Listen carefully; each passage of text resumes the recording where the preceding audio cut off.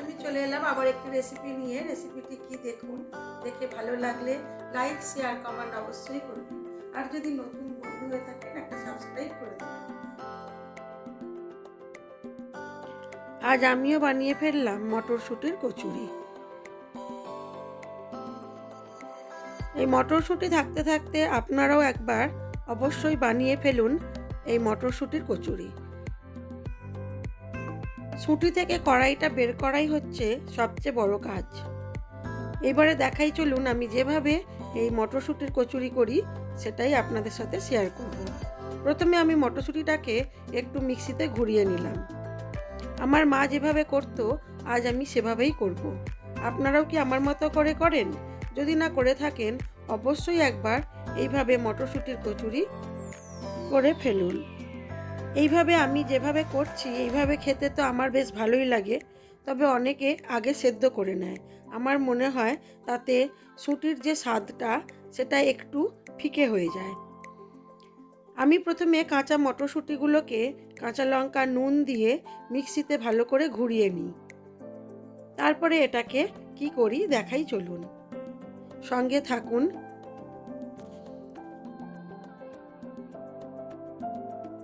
সব শুঁটিগুলোই আমার প্রায় মিক্সিতে বাটা হয়ে গেছে। এইবারে আমি একটা কড়া বসিয়ে তার মধ্যে প্রথমে কালো জিরে ফোড়ন দেব।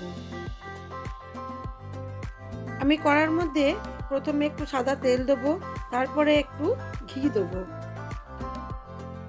আপনারা চাইলে শুধু ঘি বা শুধু তেলেও করতে পারেন। দিয়ে দিলাম পরিমাণ মতো কালো জিরে ফোড়নে।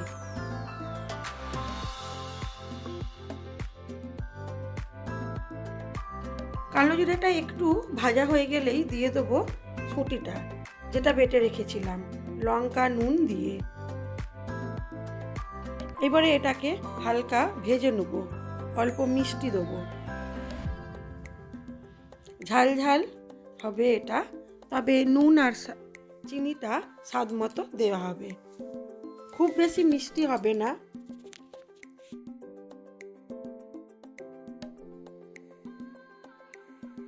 এবারে এটাকে আমি বেশ কিছুক্ষণ ভেজে নেব, তবে খুব বেশি ভাজা নয়, মিনিট 5 এটাকে একটু নাড়াচাড়া করে নেব। খুব বেশি ভাজা করলে এটা আবার পুরি থেকে বেরিয়ে যেতে পারে, সেই জন্য খুব বেশি ভাজা হবে না।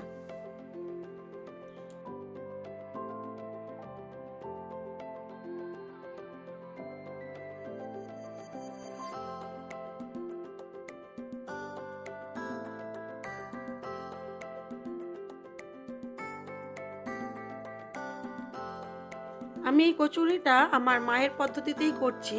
আমার মাকে দেখেছিলাম এইভাবেই করতে। এখন আর আমার মা নেই, সেই কথাগুলো মনে করে আমি এইভাবেই করি। এবারে এটাকে আমি ঠান্ডা হতে দেব। তারপরে একটু ময়দা মেখে নেব। নুন ও চিনি দিয়ে ময়দাটাকে ময়ান দিয়ে যেভাবে আমরা ময়দা মাখাই লুচির জন্য সেইভাবেই মাখবো।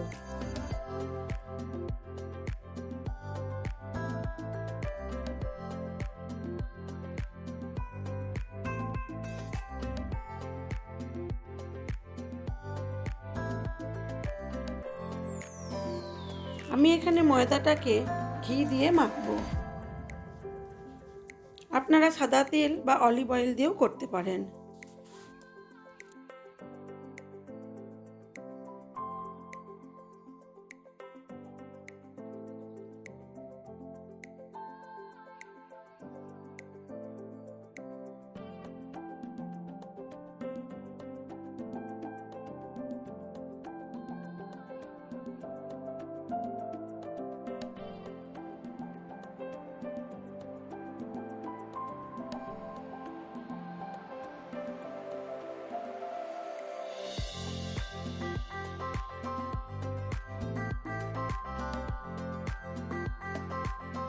এবারে আমি এটাকে লেচি করে, লুচির থেকে একটু বড় লেচি করব, যেহেতু পুরটা দেব যাতে ফেটে না যায়, সেই জন্য একটু বড় বড় করেই আমি লেচিটা কাটব। প্রথমে পুরগুলো ভরে নেব, তারপরে এগুলোকে বেলবো।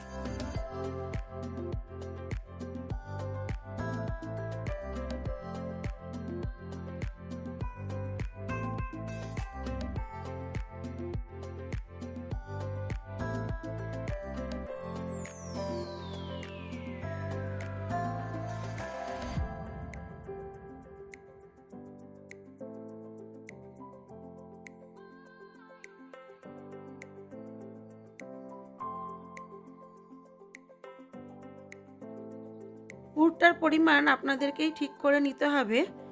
ফেটে গেলে অসুবিধে আছে, ওর মধ্যে তেল ঢুকে যাবে, তাতে কচুরির স্বাদটা নষ্ট হয়ে যাবে। সেই জন্য পুরটা আপনারা আপনাদের পরিমাণ মতো বুঝে দেবেন। এইভাবে ভরতে হবে।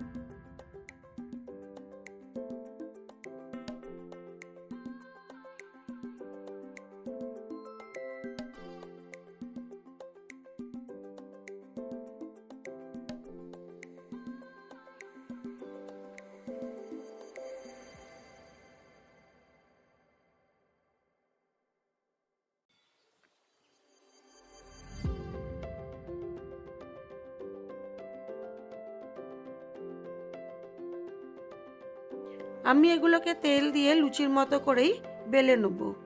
হালকা চাপ দিতে হবে, দিয়ে বেলে নিতে হবে। আমি কিছুটা বেলে নিয়ে ভেজে নেব, তারপরে আবার বেলবো।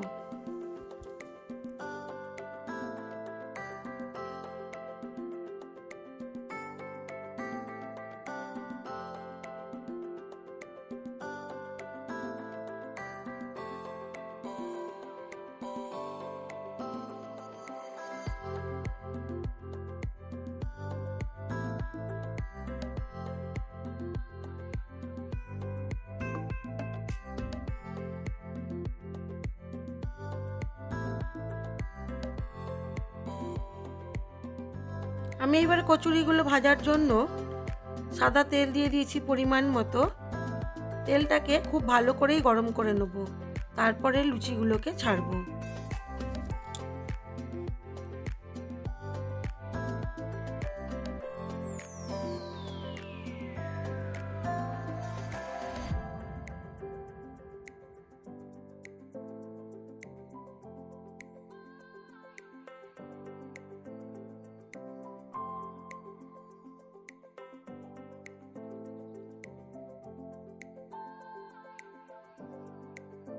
এবারে আমি এগুলোকে একে একে ভেজে নেব।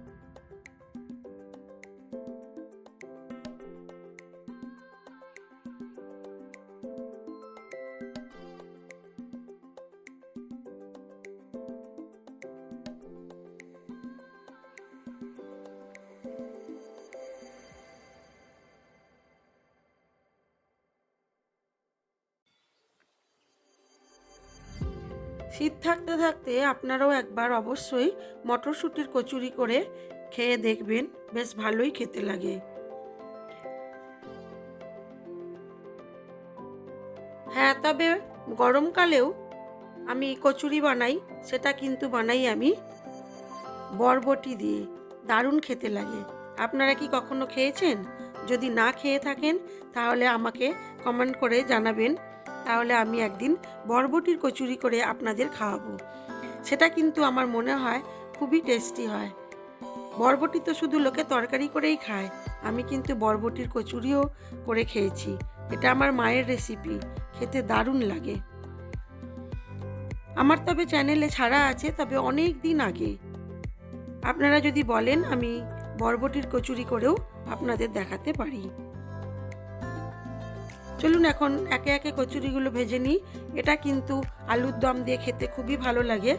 আজ আমি আলু কষাটা আর আমার ছবিতে তোলা হয়নি, আমি আজ গুড় দিয়েই সার্ভ করলাম, তবে আমি আলু কষা করেছিলাম, আলু ও ডিম কষা।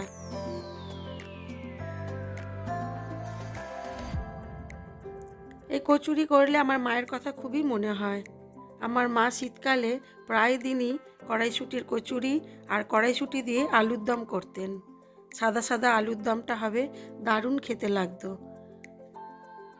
এসব কথা বললে মনটা খুব খারাপ হয়ে যায়, কিন্তু মাকে কি আর ভোলা যায়?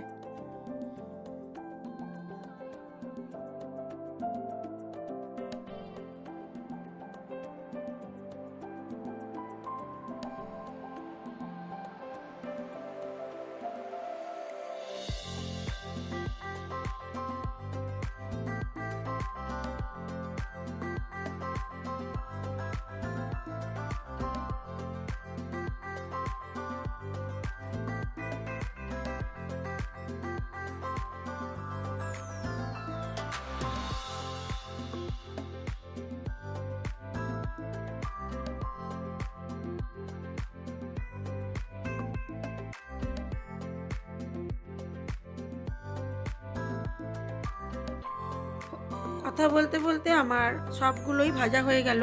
চলুন আমি এইবারে সার্ভ করে দিই। ভিডিওটি কেমন লাগলো অবশ্যই জানাবেন, আর যদি ভালো লেগে থাকে একটা কমেন্ট করবেন, আর যদি নতুন বন্ধু হয়ে থাকেন একটা সাবস্ক্রাইব করে দেবেন। আজ এই পর্যন্তই। সবাই ভালো থাকবেন, সুস্থ থাকবেন, নিজেদের খেয়াল রাখবেন।